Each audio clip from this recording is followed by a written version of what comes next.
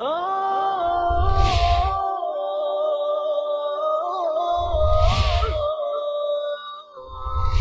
حامل القرآن. اعوذ باللہ من الشیطان الرجیم. بسم اللہ الرحمن الرحیم. وَلَقَدْ أَخَذَ اللَّهُ مِيثَاقَ بَنِي إِسْرَائِيلَ وَبَعَثْنَا مِنْهُمُ اثْنَيْ عَشَرَ نَقِيبًا وَقَالَ اللَّهُ إِنِّي مَعَكُمْ لَئِنْ أَقَمْتُمُ الصَّلَاةَ وَآتَيْتُمُ الزَّكَاةَ وَآمَنْتُمْ بِرُسُلِي وَعَزَّرْتُمُوهُمْ وَأَقْرَضْتُمُ اللَّهَ قَرْضًا حَسَنًا لَأُكَفِّرَنَّ عَنْهُمْ سَيِّئَاتِكُمْ وَلَأُدْخِلَنَّكُمْ جَنَّاتٍ تَجْرِي مِنْ تَحْتِهَا الْأَنْهَارُ فَمَنْ كَفَرَ بَعْدَ ذَلِكَ مِنْكُمْ فَقَدْ ضَلَّ سَوَاءَ السَّبِيلِ. وَلَقَدْ أَخَذَ اللَّهُ مِيثَاقَ بَنِي إِسْرَائِيلَ، اور اللہ تعالیٰ نے بنی اسرائیل سے اقرار لیا، پختہ وعدہ لیا. وَبَعَثْنَا مِنْهُمُ اثْنَيْ عَشَرَ نَقِيبًا، اور ہم نے ان میں مبعوث فرمائے 12 سردار، 12 نقیب، ذمہ دار. یہ میثاق اور یہ عہد جو تھا حضرت موسیٰ علیہ السلام نے آخری عمر میں بالکل اپنے انتقال سے پہلے، اپنے وصال سے پہلے لیا تھا بنی اسرائیل سے. اور چونکہ بنی اسرائیل کے 12 قبیلے تھے، 12 خاندان تھے. ذہن میں رکھیے گا کہ حضرت یوسف علیہ السلام 12 بھائی تھے، جن میں سے ایک حضرت یوسف علیہ السلام تھے، اور وہ جو 11 ستارے جو ان کے سامنے جھکے تھے وہ ان کے 11 بھائی تھے. تو یوں حضرت یعقوب علیہ السلام کے 12 بیٹوں سے بنی اسرائیل کے 12 قبیلے آگے چلے. تو حضرت موسیٰ علیہ السلام نے ہر قبیلے کا ایک سردار مقرر کیا، جسے یہاں پر نقیب کہا گیا ہے، ذمہ دار کہا گیا ہے. وَبَعَثْنَا مِنْهُمْ اثْنَيْ عَشَرَ نَقِيبًا وَقَالَ اللَّهُ إِنِّي مَعَكُمْ، اور اللہ تعالیٰ نے فرمایا تھا کہ میں تمہارے ساتھ ہوں. لَئِنْ أَقَمْتُمُ الصَّلَاةَ، یقیناً اگر تم نے نماز پڑھتے رہے، وَآتَيْتُمُ الزَّكَاةَ، اور زکوٰۃ ادا کرتے رہے، وَآمَنْتُمْ بِالرُّسُلِ، اور میرے پیغمبروں کو مانتے رہے، ان پر ایمان لاتے رہے، وَعَزَّرْتُمُوهُمْ، اور ان کی مدد کرتے رہے، وَأَقْرَضْتُمُ اللَّهَ قَرْضًا حَسَنًا، اور اللہ کے دین کے لیے خرچ کرتے رہے، اللہ کو قرض حسنہ دیتے رہے. لَأُكَفِّرَنَّ عَنْكُمْ سَيِّئَاتِكُمْ، تو میں لازماً تمہاری برائیاں تم سے دور کروں گا. وَلَأُدْخِلَنَّهُمْ جَنَّاتٍ تَجْرِي مِنْ تَحْتِهَا الْأَنْهَارُ، اور تمہیں لازماً داخل کروں گا ان باغات میں جن کے نیچے نہریں بہتی ہوں گی. فَمَنْ كَفَرَ بَعْدَ ذَلِكَ مِنْكُمْ، اور اس کے بعد بھی تم میں سے جس نے کفر کیا، فَقَدْ ضَلَّ سَوَاءَ السَّبِيلِ، تو وہ سیدھے راستے سے بھٹک گیا. اب یہاں پر جو بنیادی تقاضے ہیں دین کے، ان کو اکٹھا کیا گیا ہے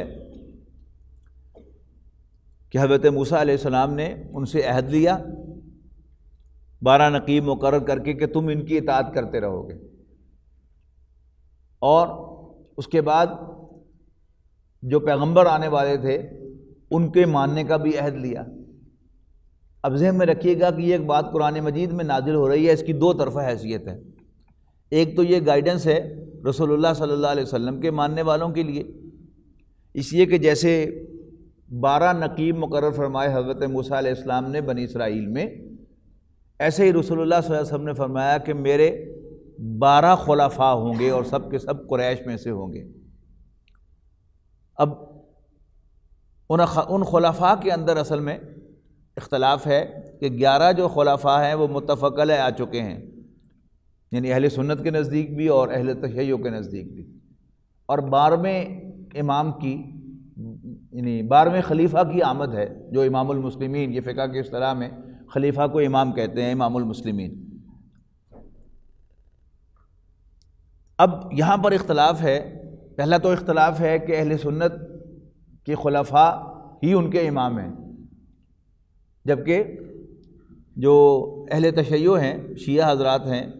وہ انہیں اثنا عشری کہتے ہیں نا، وہ اسی اعتبار سے کہتے ہیں کہ 12 اماموں والے. ان کی رائے، ان کا خیال یہ، انہوں نے جو خلفاء ہیں ان کو امام نہیں مانا، بلکہ انہیں سب سے پہلا خلیفہ حضرت علی کو قرار دیا ہے، اور اس کے بعد پھر حضرت حسن، حضرت حسین، اور پھر حضرت حسین کی بھی وہ اولاد کہ جو ان کی ایرانی بیوی سے تھی ان کو خلفاء مانا ہے اور باقیوں کو آؤٹ کر دیا ہے۔ یعنی مشہور وہی ہیں، لیکن بڑی ہی ہوشیاری کے ساتھ وہ جو ہیں ان کو آن بورڈ لیا گیا ہے اور باقیوں کو نکال دیا گیا ہے۔ اب نبی اکرم صلی اللہ علیہ وسلم نے بھی ان کی اطاعت کے بارے میں بڑی تاکید کی ہے کہ جب کسی خلیفہ کی بیعت ہو جائے تو پھر اس کے مقابلے میں، جب اس کی بیعت اسٹیبلش ہو جائے تو اس کے مقابلے میں پھر کوئی اور جو ہے وہ خلافت کا یا امامت کا دعویٰ نہ کرے۔ اچھا، وہ 12ویں امام کے بارے میں پھر اختلاف یہ ہے کہ اہل سنت کے نزدیک وہ آخری جو امام ہوں گے نبی اکرم صلی اللہ علیہ وسلم کی امت میں سے، اور ان کے ذریعے سے اللہ تعالیٰ دین کو دوبارہ ایک سربلندی عطا فرمائے گا کہ ڈکلائن میں جاتے جاتے جاتے جاتے مسلمان جو ہیں وہ بالکل کارنر ہو جائیں گے، اور پھر ایک ہوں گے حضرت حسن کی اولاد میں سے ہوں گے رضی اللہ تعالیٰ عنہ، ان کا نام بھی محمد ہوگا، ان کے والد کا نام بھی عبداللہ ہوگا، اور ان کو امت کے جو سرکردہ افراد ہیں وہ باقاعدہ مجبور کریں گے کہ آپ ان کی بیعت قبول کریں، اور پھر ان کے بار بار مجبور کرنے پر پہلے وہ معذرت کریں گے اور پھر وہ بیعت قبول کریں گے۔ اب ان کی قیادت میں جب امت مسلمہ اثر ڈاک کھڑی ہوگی تو پھر جو بھی اس وقت یلغار ہوگی وہ اسلام کے مخالفین کی، وہ اس کے سامنے پھر اللہ تعالیٰ ان کو کامیابیاں عطا فرمائے گا، اور پھر یہی وہ ہیں کہ جن کی تائید کے لیے حضرت عیسیٰ علیہ السلام بھی آسمان سے دوبارہ اتریں گے، جن کے ہم عام طور پر مہدی کی حیثیت سے پہچانتے ہیں۔ اب شیعہ حضرات کا تصور کیا ہے کہ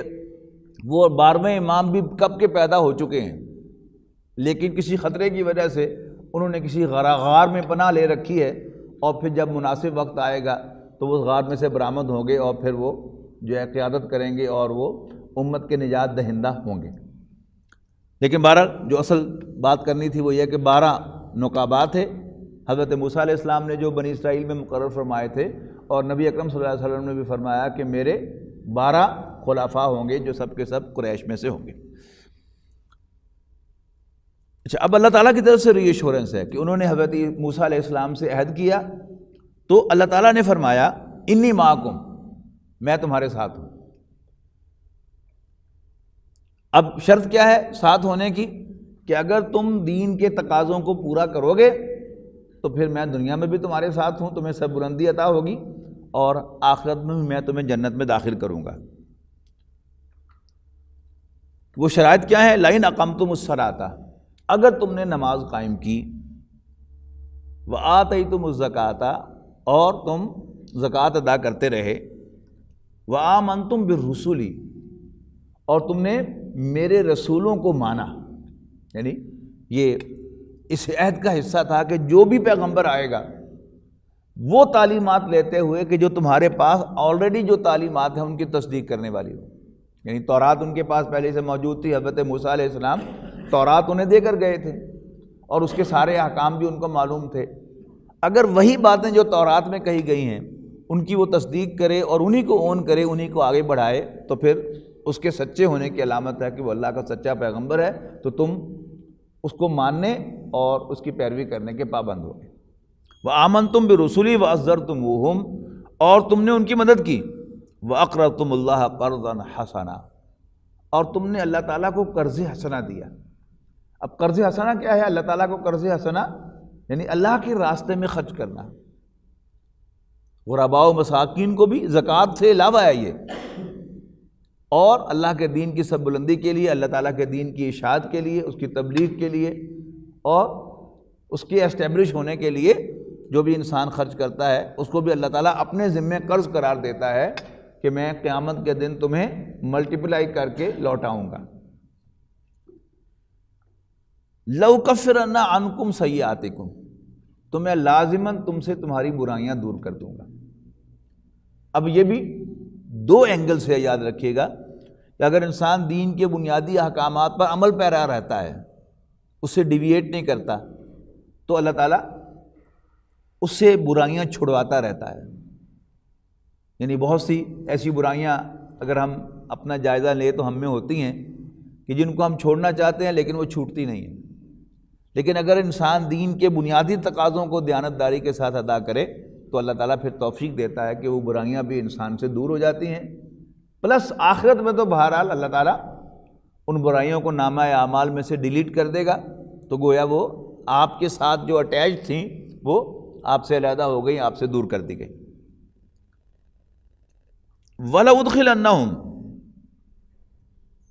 وَلَأُدْخِلَنَّكُمْ جَنَّاتٍ تَجْرِي مِن تَحْتِهَا الْأَنْهَارُ، اور میں تمہیں داخل کروں گا یقیناً ان باغات میں جن کے نیچے نہریں بہتی ہوں گی.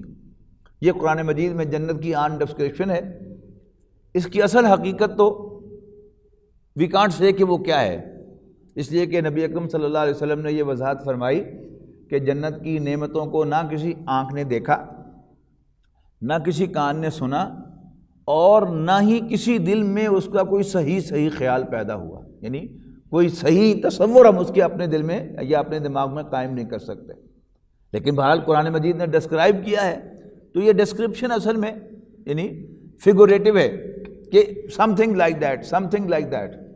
جیسے پھلوں کے بارے میں فرمایا گیا کہ جب کسی جنتی کو کوئی نیا پھل کھانے کو دیا جائے گا تو وہ دیکھ کر کہے گا تو اچھا سیب، لیکن جب وہ کھائے گا تو اسے محسوس ہوگا کہ نہیں، اٹس سم تھنگ ڈفرینٹ.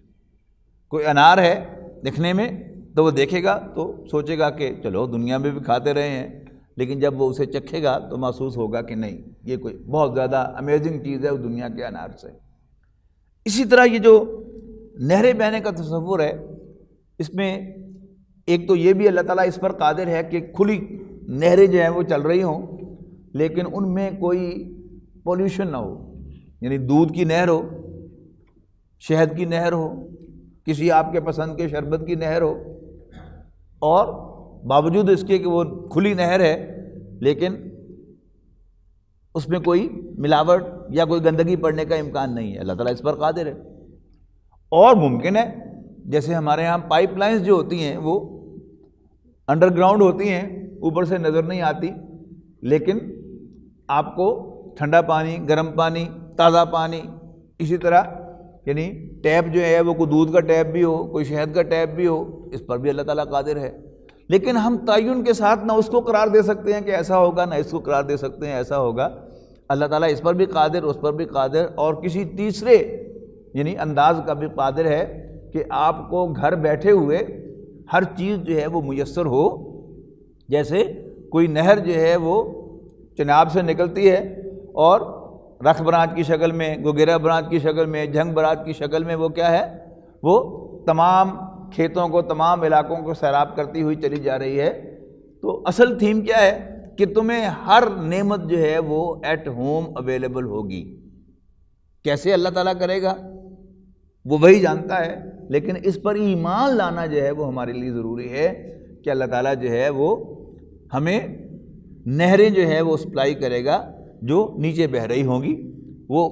مکانوں کے، رہائش گاہوں کے نیچے ہوں گی یا باہر نہروں کی شکل میں ہوں گی، we don't know, we have no idea, لیکن ہوں گی صحیح ضرور. فمن کفر بعد ذالک، یعنی اوپر کیا کہا تھا کہ اگر تم یہ کرو گے تو تمہیں یہ انعام ملے گا، اور جو اس کے بعد بھی انکار کرے گا اللہ تعالیٰ کے اس ری ایشورنس کے بعد اور اللہ کے پیغمبروں کے ساتھ پختہ عہد باندھنے کے بعد، فقد اللہ سواء السبیل، تو وہ راہ راست سے بھٹک گیا. فبما نقضهم میثاقهم، اب قرآن ڈسکرپشن ہے، لیکن ان لوگوں کے عہد توڑنے کے سبب لعناہم، ہم نے ان پر لعنت فرمائی. کیا کہا تھا کہ میں تمہارے ساتھ ہوں اگر تم یہ کرو گے، لیکن انہوں نے ایسا نہ کیا، اپنا عہد توڑا. تو فبما نقضهم میثاقهم، تو ان لوگوں کے عہد توڑ دینے کے سبب لعناہم، ہم نے ان پر لعنت فرمائی. وجعلنا قلوبہم قاسیہ، اور ہم نے ان کے دلوں کو سخت کر دیا. یہ دل کی سختی کیا ہوتی ہے؟ جب انسان کا دل نرم ہوتا ہے تو وہ نیکی کی طرف انکلائنڈ ہوتا ہے، اور جب وہ سخت ہو جاتا ہے تو پھر وہ نیکی کی طرف انکلائنڈ نہیں ہوتا، بلکہ ایورشن ہوتی ہے اس کو نیکی کے ساتھ. تو کیا کیا؟ ان کے وعدہ توڑنے کی وجہ سے ہم نے ان پر لعنت فرمائی اور ان کے دلوں کو سخت کر دیا۔ اور سورہ بقرہ میں ہم اس کی ڈسکرپشن پڑھ کے آئے ہیں کہ ثم قست قلوبہم من بعد ذلک، پھر اس کے بعد ان کے دل سخت ہو گئے۔ فہی کالحجارۃ او اشد قسوہ، تو وہ پتھروں کی مانند ہو گئے، بلکہ پتھروں سے بھی ہارڈر ہو گئے، سخت ہو گئے۔ یحرفون الکلم عن مواضعہ، یہ لوگ کلمات یعنی اللہ تعالیٰ کی کتاب کو، تورات کو اپنے مقامات سے بدل دیتے ہیں، یعنی جو ان کا آیات کا اصل محل ہے اس سے ہٹا دیتے ہیں، اس کے مفہوم کو ڈسٹارٹ کر دیتے ہیں، ادھر کی آیت ادھر، ادھر کی آیت ادھر کر دیتے ہیں، تاکہ کنفیوز ہو جائے اور نبی اکرم صلی اللہ علیہ وسلم کی رسالت یا پہلے آنے والے پیغمبر جو ان کو پسند نہیں ہوتے تھے ان کی رسالت ثابت نہ ہو سکے۔ جو ان کی ڈسکرپشن قرآن مجید میں آئی ہے وہ کیا ہے کہ جب بھی تمہارے پاس کوئی رسول آیا کوئی ایسی بات لے کر جو تمہیں پسند نہیں تھی، تو یا تو تم نے اس سے اختلاف کیا یا جہاں تمہارا بس چلا تم نے اس نبی کو قتل ہی کر دیا، یعنی کوئی چھوٹے جرائم نہیں ہیں ان کے۔ تو اس کی طرف اشارہ ہے یحرفون الکلم عن مواضعہ ونسوا حظا مما ذکروا بہ، اور جن باتوں کی انہیں نصیحت کی گئی تھی وہی انہیں بھلا دی، وہی انہوں نے بھلا دی۔ ولا تزال تطلع علی خائنۃ منہم الا قلیلا منہم، تو اے نبی صلی اللہ علیہ وسلم آپ کو وقتاً فوقتاً ان کی خیانت کی خبریں ملتی رہیں گی۔ نبی اکرم صلی اللہ علیہ وسلم جب مدینہ منورہ تشریف لائے تو وہاں بہت سے قبیلے ان کے آباد تھے، بڑے قبیلے 3 تھے جن کے ساتھ نبی اکرم صلی اللہ علیہ وسلم نے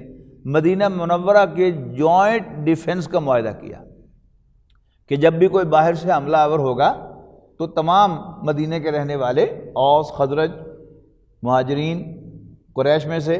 اور بنو قریظہ، بنو قینقاع اور بنو نذیر ذوات کے ساتھ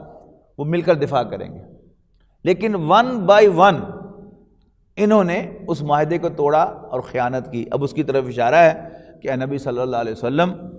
آپ کو وقتاً فوقتاً ان میں سے کسی کی خیانت کی خبر ملتی رہے گی، الا قلیلا منہم، سوائے ان میں سے کچھ کے، فاعف عنہم واصفح، یعنی سرے دست آپ ان کو درگزر کرتے رہیں ان سے اور چشم پوشی کرتے رہیں۔ ان اللہ یحب المحسنین، بے شک اللہ تعالیٰ احسان کی روش اختیار کرنے والوں کو پسند فرماتا ہے، لیکن ظاہر ہے ہر چیز کی کوئی لمٹ ہوتی ہے، معاف کرنا، درگزر کرنا اسی وقت تک ہوتا ہے جب وہ اس لمٹ کو کراس نہ کرے، لیکن جب لمٹ کراس ہونے لگے تو پھر معافی نہیں ہوتی۔ یہ تینوں جو تھے ان میں سے ایک نے ایک مسلمان خاتون کی انسلٹ کی، اور یعنی وہ جو واقعہ اس طرح ہے کہ دکان تھی کسی شخص کی سونار کی، سونار تھا، سونے کی زیورات بناتا تھا، کوئی مسلمان خاتون اس کی دکان پر گئی کوئی زیور بنوانے کے لیے، تو اس دکاندار نے شرارتاً اس کا تہمت جو ہے وہ پیچھے کسی جگہ سے کسی چیز سے باندھ دیا چپکے سے، یعنی کوئی اوزار وغیرہ لینے کے لیے یا کوئی چیز اٹھانے کے لیے گیا اور چپکے سے بڑی احتیاط کے ساتھ اس کا تہبند وہاں پر باندھ دیا۔ تو جب وہ وہاں سے اٹھی تو اس کا تہبند کھل گیا اور سب لوگوں نے اس پر کہکا لگا دیا۔ اب ظاہر ہے کہ بہت بڑا آفینس تھا، یہ چھوٹی بات تو نہیں تھی، تو اس پر ایک مسلمان کو غیرت آئی، اس نے اس کو دکاندار کو قتل کر دیا۔ اس پر پھر نبی اکرم صلی اللہ علیہ وسلم نے باقاعدہ ان پر فوج کشی کی، ان کا محاصرہ کیا۔ دوسرے نے کیا کیا کہ کوئی دیت کا معاملہ تھا تو نبی اکرم صلی اللہ علیہ وسلم ان کے ساتھ طے کرنے کے لیے گئے اور انہوں نے کہا کہ جی آپ یہاں تشریف رکھے تو بس ہم آتے ہیں پھر گفتگو کرتے ہیں اس پر۔ وہاں جا کے ان کی نیت خراب ہو گئی اور انہوں نے سوچا کہ جی اوپر سے کوئی بھاری پتھر پھینکتے ہیں اللہ کے رسول پر صلی اللہ علیہ وسلم اور پھر کام ہی تمام کر دیتے ہیں۔ نبی اکرم صلی اللہ علیہ وسلم کو وحی کے ذریعے سے اس کی خبر ہوئی تو آپ ساتھ حضرت ابوبکر بھی تھے اور غالباً حضرت علی اور حضرت عمر بھی تھے، تو آپ وہاں سے اٹھ کے آ گئے اور پھر اس کے بعد نبی اکرم صلی اللہ علیہ وسلم نے ان پر چڑھائی کرنے کا ارادہ فرمایا۔ اور تیسرا قبیلہ جو تھا اس نے غزوہ خندق کے دوران عورتوں کے کیمپ پر حملہ کرنے کی کوشش کی، تو اس پر بھی نبی اکرم صلی اللہ علیہ وسلم نے پھر بڑا سخت ایکشن لیا۔ تو لیکن چھوٹی چھوٹی معاملوں کو درگزر کیا جاتا ہے، ہمیشہ کا یہی اصول ہے کسی بھی ادارے کے اندر کوئی ملازم جو ہے اگر اس سے تھوڑی بہت کوئی کوتاہی ہوتی ہے تو اس کو معاف کیا جاتا ہے، کوتاہی نہیں، کوئی غلطی بھی ہو جائے اس سے بھی درگزر کی جاتی ہے، لیکن جب کوئی بڑا معاملہ ہوتا ہے تو پھر ہر ادارہ اس کے خلاف ایکشن لیتا ہے۔ تو یہاں سر دست کیا کہا گیا تھا؟ فاعف عنہم واصفح ان اللہ یحب المحسنین ومن الذین قالوا انا نصارى۔ اب یہ عیسائیوں کے بارے میں کہا جا رہا ہے، اور وہ لوگ جو کہتے ہیں کہ ہم نصارہ ہیں، ہم عیسائی ہیں، اخذنا میثاقہم، ہم نے ان سے بھی عہد لیا تھا، فنسوا حظا مما ذکروا بہ، تو انہوں نے بھی اس نصیحت کو بھلا دیا، اس کو بھلا دیا جس کے ذریعے سے انہیں نصیحت کی گئی تھی۔ فاغرینا بینہم العداوۃ والبغضاء، تو ہم نے ان کے درمیان بغض و عداوت پیدا کر دی الی یوم القیامہ، قیامت تک کے لیے۔ اب یہاں دو مفہوم مراد ہو سکتے ہیں، دونوں آن گراؤنڈ فیکٹس ہیں۔ پہلی فیکٹ کیا ہے کہ حضرت عیسیٰ علیہ السلام عیسائیوں کے نزدیک اللہ تعالیٰ کے بیٹے ہیں یا خود اللہ تعالیٰ ہیں، یعنی ان کے مختلف جو فرقے ہیں یہ ان کا اختلاف ہے کہ ایک ان کی اکثریت کے نزدیک حضرت عیسیٰ علیہ السلام اللہ تعالیٰ کے بیٹے ہیں معاذ اللہ، لیکن بعض کے نزدیک باقاعدہ وہ گاڈ انکارنیٹ ہیں، یعنی جو اوتار کا تصور ہندوؤں کے ہاں بہت عام ہے کہ ان کے جو بڑے بڑے نام آپ نے سن رکھے ہوں گے وہ ہندوؤں کے ہاں وہ کیا ہیں؟ اللہ تعالیٰ ہی معاذ اللہ ان کی شکلوں میں ظاہر ہو گیا ہے کہ زمین پر۔ نبی اکرم صلی اللہ علیہ وسلم پر اللہ تعالیٰ کا بہت بڑا احسان ہوا کہ مسلمانوں کا کوئی فرقہ نبی اکرم صلی اللہ علیہ وسلم کی ذات کے اعتبار سے اللہ تعالیٰ کا شریک بنانے والا نہیں ہے، اس لیے کہ بہرحال ہمارے دین کی اللہ تعالیٰ نے حفاظت کا ذمہ لیا ہے تو ہمارے کلمے کا جز بنایا ہے، وَأَشْهَدُ أَنَّ مُحَمَّدًا عَبْدُهُ وَرَسُولُهُ، اور میں گواہی دیتا ہوں کہ حضرت محمد صلی اللہ علیہ وسلم اللہ کے بندے اور رسول ہیں۔ لہٰذا رسول اللہ صلی اللہ علیہ وسلم کو چھوڑ کر ادھر ادھر یہ ساری پریکٹس ہوئی ہے، یعنی حضرت علی رضی اللہ تعالیٰ عنہ کو خدا کہنے والے پیدا ہوئے ہیں، یا علی مدد، یعنی ایک پرانا نعرہ ہے کہ جو چلا آ رہا ہے، لیکن یا محمد مدد جو ہے یہ ماضی قریب تک نہیں تھا۔ اب وہ جو ٹسل شروع ہوئی اور آپس میں زدہ زدہ شروع ہوئی، یعنی اہل حدیث حضرات کی اور بریلوی حضرات کی، تو اس میں سے اب یہ کچھ نہ کچھ آوازیں اٹھنے لگی ہیں، لیکن ان کا بھی باقاعدہ عقیدہ یہ نہیں ہے۔ باقاعدہ عقیدہ نبی اکرم صلی اللہ علیہ وسلم کے بارے میں تمام مسلمانوں کا یہی ہے کہ حضرت محمد صلی اللہ علیہ وسلم اللہ کے بندے اور اس کے رسول ہیں، اللہ تعالیٰ کی مخلوق ہیں۔ یہ کیا ہے؟ یہ اللہ تعالیٰ کی حفاظت ہے۔ تو شاعری کی حد تک ہو جائے تو ہو جائے کہ وہی جو مصطفی عرشتہ خدا ہو کر اتر پڑا وہ مدینے میں مصطفیٰ ہو کر صلی اللہ علیہ وسلم معاذ اللہ، یعنی یہ خالص جو ہے وہ شرکیہ ایک ایکسپریشن ہے کہ وہ اللہ تعالیٰ جو آسمان پر مصطفی تھا، یہ اسم فاعل ہے، استفا یستوی کے معنی چننا، اور مصطفی چننے والا، سلیکٹ کرنے والا، پسند کرنے والا، اور مصطفیٰ جو ہے اسم مفعول ہے کہ جس کو چنا گیا، تو وہی جو مصطفی عرشتہ خدا ہو کر اتر پڑا وہ مدینے میں مصطفیٰ ہو کر، تو شاعری کی حد تک آیا ہے، لیکن الحمدللہ مسلمانوں کا کوئی فرقہ اس کو بطور عقیدے کے قبول نہیں کرتا۔ تو یہاں کیا ہوا کہ عیسائیوں کا ایک گروہ جو ہے وہ تو کہتا ہے کہ اللہ تعالیٰ ہی عیسیٰ علیہ السلام کی شکل میں ظاہر ہوا، اور باقی ان کی اکثریت کیا کہتی ہے کہ معاذ اللہ حضرت عیسیٰ علیہ السلام اللہ تعالیٰ کے صلبی بیٹے ہیں، جیسے میرے اور آپ کے اولاد ہوتی ہے اسی طرح اللہ تعالیٰ نے بھی ایک بیٹے کو جنم دیا ہے، اور حضرت مریم سلام علیہا کو اللہ تعالیٰ کی بیوی نہیں کہتے، اللہ تعالیٰ کے بیٹے کی ماں کہتے ہیں۔ اچھا، اب اس پر پڑھی ہے، بڑی آسانی سے بات سمجھ میں آ جائے گی۔ اچھا، ہوا کیا کہ زمین پر کیا ہوا کہ حضرت عیسیٰ علیہ السلام بہت ینگ ایج میں اللہ تعالیٰ نے ان کو نبوت سے نوازا، 32 سال کی عمر میں ان کا رفع آسمانی بھی ہو گیا۔ جب ینگ ایج میں انہوں نے سینیگوگز کے اندر واعظ کہنے شروع کیے تو بڑی سخت تنقیدیں کرتے تھے یہودی علماء پر۔ کبھی کہتے تھے کہ یہ قبریں ہیں جن پر چونا پھیرا گیا ہے، اور تم ایسا کرتے ہو، اللہ کے دین کو بیچتے ہو، اللہ تعالیٰ کی آیات کو بیچتے ہو۔ اس پر شروع میں تو انہوں نے بڑا اپریشیٹ کیا کہ یہ تو بڑی اتھارٹی سے بولتا ہے، لیکن جب ان کے خلاف تنقیدیں کی تو اس پر بڑا زبردست ریئیکشن ان کی طرف سے سامنے آیا کہ انہوں نے حضرت عیسیٰ علیہ السلام پر چارجز جو ہے وہ لگا کر ان کے خلاف پروزیکیوٹ کیا اپنی عدالتوں میں. یعنی وہ چیز کہ جس کو وہ اپنی آنکھوں سے دیکھ چکے تھے، اپنے کانوں سے سن چکے تھے کہ حضرت عیسیٰ علیہ السلام نے اپنی والدہ کی لیب سے ان سے گفتگو کی تھی. جب وہ گود میں اٹھائے ہوئے حضرت عیسیٰ کو لے کے آئی تھی پبلک میں، تو انہوں نے کہا کہ یہ تم کیا کر کے آئی ہو، تمہاری ماں بھی نیک عورت تھی، تمہارا باپ بھی برا آدمی نہیں تھا، اے ہارون کی بہن یہ تم کیا کر کے آئی ہو. تو حضرت مریم کو اللہ تعالیٰ نے حکم دیا ہوا تھا کہ تم چپ رہنا، اشارہ کرنا کہ میں روزے سے ہوں، میرا چپ کا روزہ ہے، تم میرے بچے سے پوچھ لو. اس پر وہ اور زیادہ برہم ہوئے کہ ہم ایک بچے سے کہ جو بالکل پنگھوڑے میں ہے کیسے بات کریں گے، گلہ کی کرنی ہے تم. تو اتنے میں حضرت عیسیٰ علیہ السلام واقعی بول پڑے. انہوں نے کہا انی عبداللہ، میں اللہ کا بندہ ہوں، آتانی الکتاب وجعلنی نبیّ، اللہ تعالیٰ نے مجھے کتاب عطا فرمائی ہے اور مجھے اپنا نبی بنایا ہے. یعنی وہ سب کچھ جو تھا آن ریکارڈ تھا، لیکن اب کیا کیا، اس کو پھر ریورس کیا انہوں نے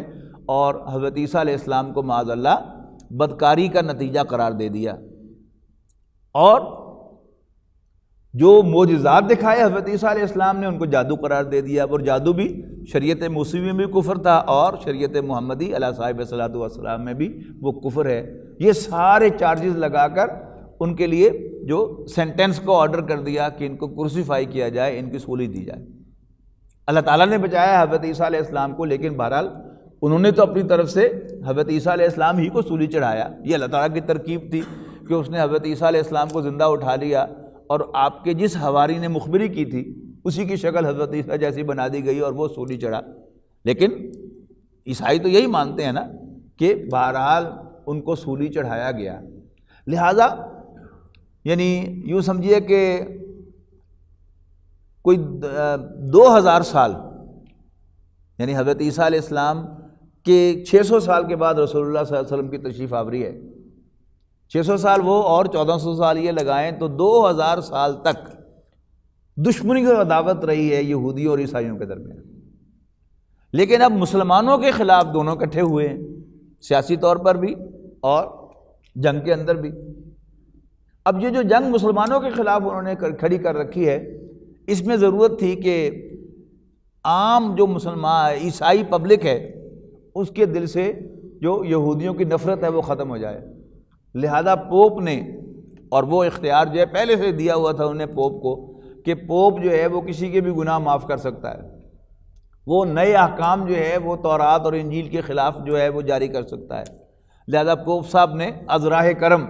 یہ ورڈکٹ پاس کر دیا ہے کہ حضرت عیسیٰ علیہ السلام کی کروسیفیکیشن کے جرم سے یہودی جو ہے بری ہیں. اب کیا ہے، ان کا گناہ ختم ہو گیا. اب وہ ایک نظر آتے ہیں،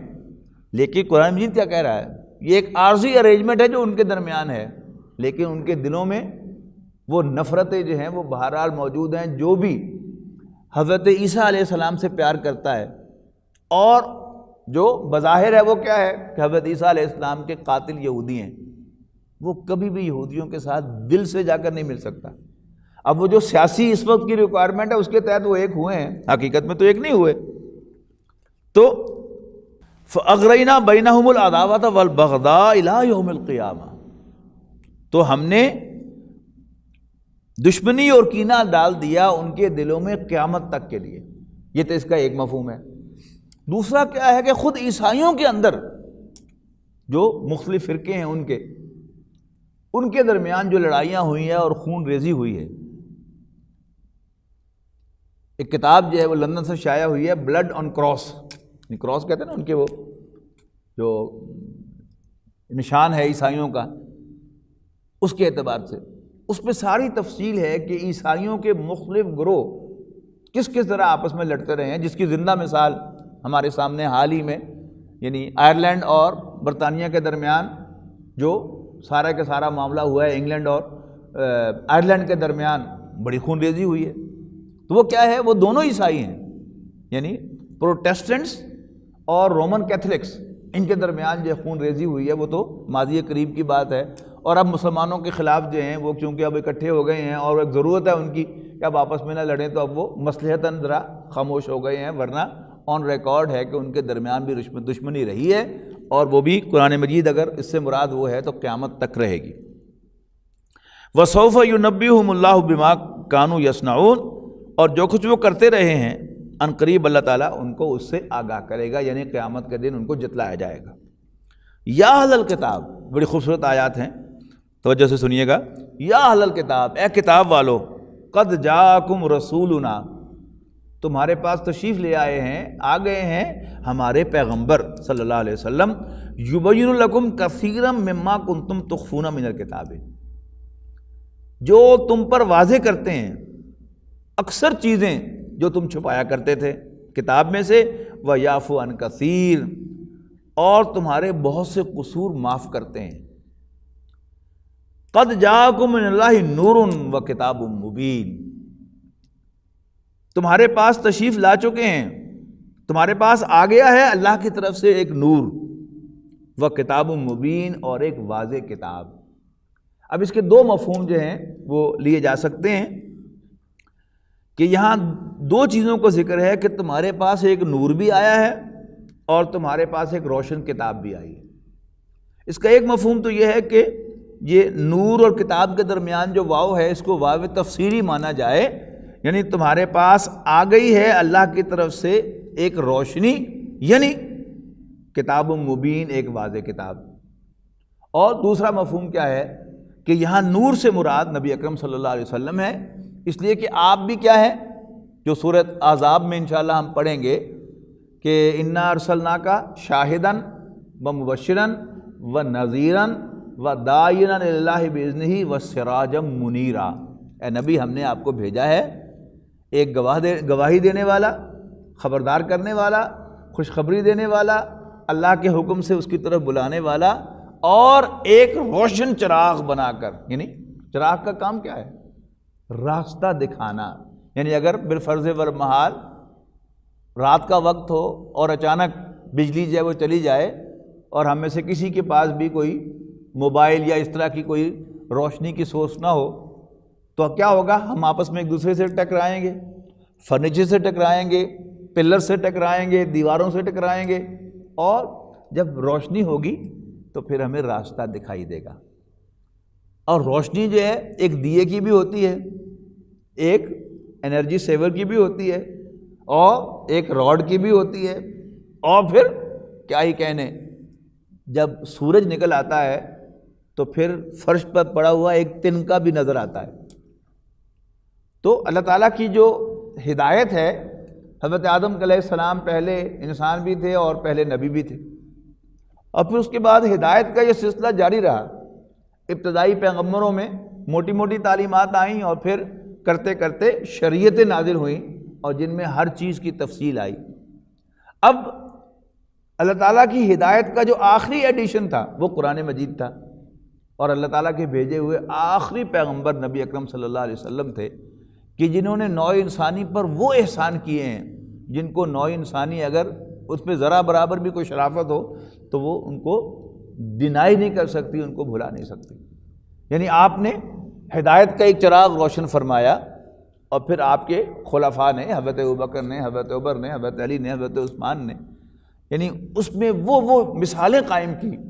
کہ جو تاریخ میں اس سے پہلے نہیں تھی۔ نوع انسانی نے وہ ساری ہدایات جو ہیں وہ لے لی ہیں لیکن ان کا انکار کیا ہے۔ یہ کیا ہے؟ یہ نوع انسانی کی زیادتی اور بددیانتی ہے کہ آج ہمارا جو پولیٹیکل سسٹم ہے اس کے موجد کون ہے؟ حضرت عمر رضی اللہ تعالیٰ عنہ۔ پہلے تو صرف بادشاہتیں ہوتی تھیں، حضرت عمر رضی اللہ تعالیٰ عنہ نے قاضی کا عہدہ بنا کر جوڈیشری علیحدہ کی اور مجلس شورا بنا کر مقننہ یعنی لیجسلیچر علیحدہ کی۔ اس سے پہلے تو اس کا کوئی وجود نہیں تھا۔ ویلفیئر کا نظام کہ ہر شخص کی بنیادی ضروریات یہ اسٹیٹ کے ذمے ہوں گی، اس کے موجد حضرت عمر رضی اللہ تعالیٰ عنہ۔ پھر انسانوں کی برابری کہ تمام انسان برابر ہیں، آزادی رائے کہ ایک عام آدمی جو ہے خلیفہ وقت سے اتنی بڑی سلطنت کا فرما روا، پورا جزیرہ نما عرب، عراق، ایران مشرق میں اور مصر جو ہے وہ مغرب میں، وہ ان کے زیر نگی ہیں، لیکن ایک عام آدمی ان سے سوال کر سکتا ہے کہ آپ نے یہ کرتا جو ہے یہ مال غنیمت میں خیانت کر کے بنایا ہے، ایکسپلین کریں ورنہ ہم آپ کی بات نہیں مانیں گے۔ تو وہ جو پریسیڈنٹ سیٹ کیے ہیں، اور پھر حضرت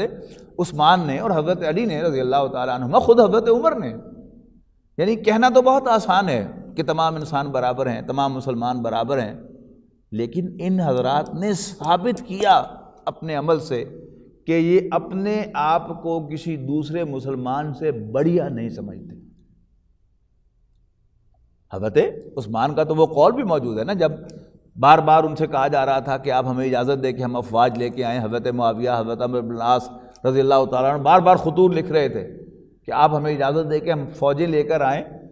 اور ان بلوائیوں کو صفایا کریں، تو حضرت عثمان کا ایک ہی جواب تھا کہ میں اپنی جان بچانے کے لیے کسی مسلمان کلمہ گو کا خون نہیں بہانا چاہتا۔ کیا مطلب؟ کہ میرا خون کسی دوسرے مسلمان کے خون سے بڑھیا نہیں ہے۔ تو یہ جو ہائیسٹ لیول، یہ کیا ہے؟ روشنی۔ تو رسول اللہ صلی اللہ علیہ وسلم روشنی کے سورج تھے، اور آپ کے خلفاء نے پھر وہیں سے روشنی لے کر، یعنی مختلف جو ایریاز تھے انسانی زندگی کے، ان میں اس روشنی کو باقاعدہ نظام کی شکل دی، انسٹیٹیوشن کی شکل دی، جس سے آج بھی پوری نوع انسانی فائدہ اٹھا رہی ہے۔ تو قد جاءکم من اللہ نور، تمہارے پاس آ گیا ہے اللہ کے پاس سے ایک نور، وہ کتاب مبین، اور ایک واضح کتاب، یہدی بہ اللہ، جس کے ذریعے سے اللہ تعالیٰ راستہ دکھائے گا، من اتبع رضوانہ، جو اللہ تعالیٰ کی رضا جوئی کے لیے، اللہ تعالیٰ کو راضی کرنے کے لیے زندگی بسر کریں گے۔ کس کا راستہ دکھائے گا؟ سبل السلام، سلامتی کے راستے، نجات کے راستے دکھائے گا۔ وَيُخْرِجُهُم مِّنَ الظُّلُمَاتِ إِلَى النُّورِ، اور انہیں اندھیروں سے نکال کے روشنی میں لے کے آئے گا بِإِذْنِهِ، اپنے فضل و کرم سے، اپنے حکم سے۔ وَيَهْدِيهِمْ إِلَىٰ صِرَاطٍ مُسْتَقِيمٍ، اور انہیں سیدھے راستے کی طرف ڈائریکٹ کرے گا۔ لَقَدْ كَفَرَ الَّذِينَ قَالُوا إِنَّ اللَّهَ هُوَ الْمَسِيحُ ابْنُ مَرْيَمَ، یقیناً کفر کیا ان لوگوں نے جنہوں نے کہا کہ اللہ تعالیٰ ہی عیسیٰ ابن مریم ہے۔ یہ وہ جس کا میں نے ذکر کیا ہے کہ گاڈ انکارنیٹ کا تصور جو عیسائیوں کے بعض گروہوں میں پایا جاتا ہے۔ لقد کفر الذین قالوا ان اللہ هو المسیح ابن مریم قل فمن یملک من اللہ شیئا، ان سے کہہ دو، پوری آیت پڑھوں گا، ترجمہ ہوگا، قل فمن یملک من اللہ شیئا ان اراد ان یہلک المسیح ابن مریم و امہ ومن فی الارض جميعا۔ جو لوگ اس بات کے قائل ہیں کہ عیسیٰ ابن مریم ہی اللہ تعالیٰ ہے، ان سے کہہ دو کہ اگر اللہ عیسیٰ ابن مریم، ان کی والدہ اور زمین پر بسنے والے تمام انسانوں کو ہلاک کرنا چاہے تو اس کی آگے کسی کی پیش نہیں چل سکتی۔ اللہ تعالیٰ اگر موت سے دوچار کرے ان کے سو کارڈ خدا یا اللہ کے بیٹے کو اور ان کی والدہ عیسیٰ حضرت مریم کو اور تمام انسانوں کو، تو کوئی بھی اللہ تعالیٰ کے سامنے دم نہیں مار سکتا، کسی کی اللہ تعالیٰ کے مقابلے میں نہیں چل سکتی۔ وَلِلَّهِ مُلْكُ السَّمَاوَاتِ وَالْأَرْضِ، اور آسمانوں اور زمین کی بادشاہی اللہ تعالیٰ ہی کی ہے۔ وَمَا بَيْنَهُمَا، اور ان کے مابین بھی، یعنی آسمانوں اور زمین اور ان کے درمیان سب بادشاہی اللہ تعالیٰ کی ہے۔ يَخْلُقُ مَا يَشَاءُ، وہ جو چاہتا ہے پیدا فرماتا ہے۔ وَاللَّهُ عَلَىٰ كُلِّ شَيْءٍ قدیر، اور اللہ تعالیٰ ہر چیز پر قادر ہے۔ وَقَالَتِ الْيَهُودُ وَالنَّصَارَىٰ، اور یہودی اور نصرانی کہتے ہیں، عیسائی کہتے ہیں، نحن ابناء اللہ وَأَحِبَّاؤُهُ، کہ ہم اللہ تعالیٰ کے بیٹے، یعنی بیٹوں کی مانند یا بیٹے ہیں، وَأَحِبَّاؤُهُ، اور اس کے بڑے محبوب ہیں، بڑے پیارے ہیں۔ قُلْ فَلِمَ يُعَذِّبُكُم بِذُنُوبِكُم، ان سے کہو اچھا اگر تم اللہ تعالیٰ کے بیٹے اور اس کے بڑے چہیتے اور پیارے ہو تو پھر اللہ تعالیٰ تمہیں سزا کیوں دیتا ہے؟ یہ اشارہ ہے کہ وقتاً فوقتاً جو اللہ تعالیٰ نے بنی اسرائیل کو پٹوایا، کبھی نبوکدنضر کو بھیج دیا، کبھی رومن بادشاہ ٹائٹس کو بھیج دیا، اور اس نے ان کا ہیکل، یعنی ان کا جو سب سے بڑا عبادت خانہ ہے، ان کا قبلہ ہے، اسے بھی گرایا، مسمار کیا، اور لاکھوں یہودیوں کو قتل بھی کیا اور لاکھوں کو قیدی بنا کر بھی لے گیا۔ تو پھر اللہ تعالیٰ نے تمہیں وہ سزائیں کیوں دی اگر تم اللہ تعالیٰ کے بڑے چہیتے اور پیارے ہو؟ بل انتم بشر ممن خلق، حقیقت یہ ہے کہ جیسے اللہ تعالیٰ نے اور لوگوں کو پیدا کیا ہے ایسے ہی تم بھی انسان ہو۔ یغفر لمن یشاء ویعذب من یشاء، اللہ تعالیٰ جسے چاہے گا بخش دے گا اور جس کو چاہے گا سزا دے گا، عذاب سے دوچار کرے گا، یعنی کوئی اللہ تعالیٰ کا فیوریٹ نہیں ہے۔ وَلِلَّهِ مُلْكُ السَّمَاوَاتِ وَالْأَرْضِ، اور آسمانوں اور زمین کی بادشاہی اللہ تعالیٰ ہی کی ہے، وَمَا بَيْنَهُمَا، اور اس کے مابین بھی، وَإِلَيْهِ الْمَصِيرُ، اور اسی کے حضور سب کا لوٹنا ہے۔ یا اہل الکتاب، اے کتاب والو، اے اہل کتاب، قد جاءکم رسولنا، تمہارے پاس آ گئے ہیں ہمارے پیغمبر صلی اللہ علیہ وسلم، یبین لکم علی فترۃ من الرسل، واضح کرتے ہوئے تم پر، یعنی دین کی تمام تعلیمات، علی فترۃ من الرسل، فتر کہتے ہیں انٹرپشن کو، یعنی حضرت موسیٰ علیہ السلام کے بعد مسلسل پے بپے پیغمبر آئے ہیں بنی اسرائیل کے اندر، لیکن حضرت عیسیٰ علیہ السلام کے بعد 600 سال کا ایک فصل آیا، ایک انٹرپشن آئی، اور پھر رسول اللہ صلی اللہ علیہ وسلم کی تشریف آوری ہوئی۔ اب اس کی طرف اشارہ ہے کہ اے اہل کتاب، تمہارے پاس ہمارے پیغمبر تشریف لے آئے ہیں، واضح کرتے ہوئے تم پر ہمارے احکام کو علی فترۃ من الرسل، رسولوں کے اندر ایک انٹرپشن کے بعد، ان تقولوا، مبادا تم یہ کہو، لیسٹ یو شوڈ سے ما جانا من بشیر ولا نذیر، کہ ہمارے پاس تو کوئی خوشخبری دینے والا یا خبردار کر دینے والا آیا ہی نہیں۔ قد جاءکم بشیر و نذیر، تمہارے پاس تشریف لے آئے ہیں ایک خوشخبری دینے والے اور ایک خبردار کرنے والے، یعنی نبی اکرم صلی اللہ علیہ وسلم، واللہ علی کل شیء قدیر، اور اللہ تعالیٰ ہر چیز پر قادر ہے۔ بارک اللہ لی ولکم فی القرآن العظیم ونفعنی وإیاکم بالآیات والذکر الحکیم۔